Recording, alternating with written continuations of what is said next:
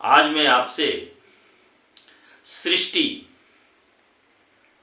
के पहलू के बारे में कुछ चर्चा करने जा रहे हैं। सृष्टि जो पूरे ब्रह्मांड में दो तरह के व्यक्ति निवास करते हैं। इसमें एक आस्तिक और एक नास्तिक होते हैं। इस ब्रह्मांड में, इस सृष्टि में बहुत सारे धर्म, जाति, संप्रदाय, बहुत सारे लोग हैं, लेकिन उसमें मूल रूप से एक वह व्यक्ति है जो सृष्टि को चलाने वाले उस ब्रह्म परमपिता परमेश्वर में अपनी आस्था को रखते हैं। और एक वो व्यक्ति होते हैं, वो इंसान होते हैं जो उस ब्रह्म परमपिता परमेश्वर में अपनी आस्था नहीं रखते हैं। ये दो पहलू मुख्य रूप से हमारे सृष्टि में, हमारे ब्रह्मांड में, हमारी धरती पर विराजमान है। और इस व्यवस्था के तहत हमारा सृष्टि चल रहा है। इस पर आज मैं आपसे कुछ विशेष चर्चा करने जा रहा हूं, जिससे आप अच्छा लगे तो ज़्यादा से ज़्यादा शेयर करें, लाइक करें, सब्सक्राइब करें, क्योंकि जिससे कि आपको हमारा वीडियो सबसे पहले प्राप्त हो और भगवान और आस्था से संबंधित यह हमारा वीडियो आपको पहले से पहुंचे।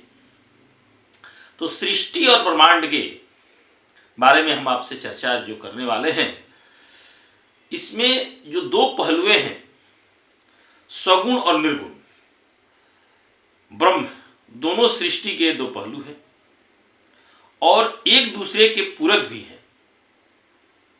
सगुण और निर्गुण ये दो पहलू जो हैं वो एक दूसरे के पूरक भी हैं। सगुण ब्रह्म साकार रूप से में हमारे साथ जुड़ा होता है। सगुण ब्रह्म साकार रूप से हमारे साथ जुड़ा होता है और हमें भक्ति के माध्यम से मार्गदर्शन करता है। भगवान और ब्रह्म के भक्ति के माध्यम से हमें मार्गदर्शन करता है। वहीं निर्गुण ब्रह्म निरंकार रूप में है, जो ब्रह्मांड की गहराई और वास्तविकता का प्रतीक है। इन दोनों के साथ मनुष्य सृष्टि के इस रहस्यमय चक्र को पूर्ण रूप से समझता है और आत्मज्ञान की प्राप्ति के मार्ग पर अग्रसर होता है। सृष्टि के रहस्य का अनावरण यह दर्शाता है कि मनुष्य सगुण ब्रह्म को अपने प्रत्येक इकाई की पूर्ति के लिए यह सृष्टि करनी पड़ती है। सृष्टि अनंत जानने वाली इकाई की कल्पना मात्र है। अनंत का मतलब आप समझ रहे, जिसका अंत नहीं हो और उसको प्राप्त करने की एक कल्पना मात्र है, जिसमें वह स्वयं को कई भागों में विभाजित करने की कल्पना करता है। सृष्टि यह भी दर्शाती है कि कल्पना की यह विचार तरंग उसी में उत्पन्न होती है। केवल उसी में विलीन होने के लिए और मानवता इस विचार तरंग का अंतिम भाग बनती है। मानवता जो मानव के अंदर उत्पन्न होने वाली इच्छा शक्ति है, इसलिए मनुष्य को देर सवेर सूक्ष्म सगुण ब्रह्म में उसकी विचार तरंगों के दौरान विलीन होना ही है। आज नहीं तो कल उसको विलीन होना तय है। हम पानी की एक बूंद का उदाहरण लेते हैं। इसे बहुत सारे उदाहरण हैं, लेकिन एक पानी का उदाहरण हम लेते हैं जो सब जगह पर्याप्त मात्रा में मिलते हैं। तो हम देखते हैं कि एक गिलास पानी में मिलने पर अपनी पहचान पूरी तरह खो देती है और गिलास में पानी के साथ एक हो जाती है।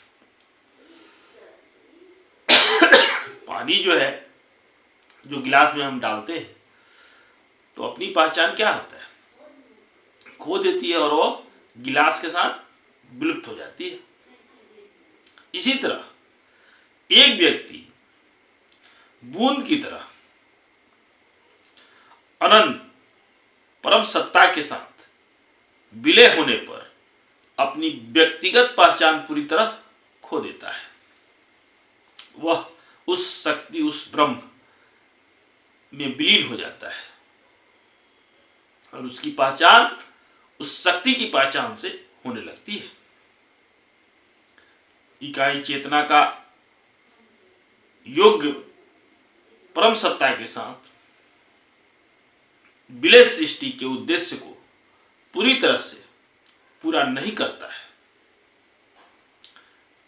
इस प्रकार इकाई सत्ता उस परम सत्ता में विलीन हो जाती है और स्वयं योग परम सत्ता बनकर अपनी पहचान खो देती है। इंसान अपनी पहचान खोकर उस परम सत्ता, उस ब्रह्म में विलीन हो जाता है और उसकी पहचान उससे, उस ब्रह्म ज्ञान से, उस ब्रह्म सत्ता से होने लगती है। योग परम सत्ता की इच्छा अयोग परम सत्ता के साथ विलय या उसकी प्रत्येक इकाई के लिए सर्वोच्च पद प्राप्त करना है। यह इकाई चेतना के उसके साथ विलय से या तो साधना के प्रयास से या योग परम सत्ता के विचार तरंगों के प्रवाह से स्वाभाविक क्रम में पूर्ण नहीं होता है। योग परम सत्ता के साथ इस विलय को मुक्ति कहते हैं। जब आप उस परम सत्ता, उस परम ब्रह्म ज्ञान में विलय हो जाते हैं, इसी में आपकी मुक्ति होती है। इसे हम मुक्ति कहते हैं, जिसका अर्थ है परम की विचार तरंगों की गति से सृष्टि से मुक्ति या स्वतंत्रता वास्तव में मुक्ति नहीं है। इस सृष्टि से मुक्ति का तात्पर्य है कि आप उस परम ज्ञान, उस ब्रह्म ज्ञान में आपका विलय हो और आपकी पहचान उससे हो जाए और आपकी मुक्ति इस संसार से अमर हो जाए, आप मुक्त हो जाए और इस संसार से आपकी मुक्ति हो जाए।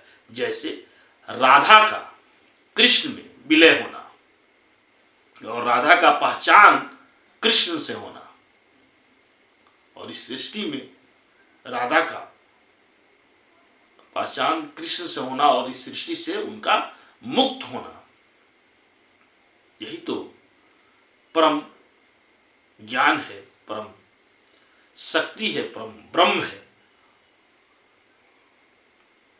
इसी के साथ मैं जय श्री कृष्ण, जय श्री कृष्ण।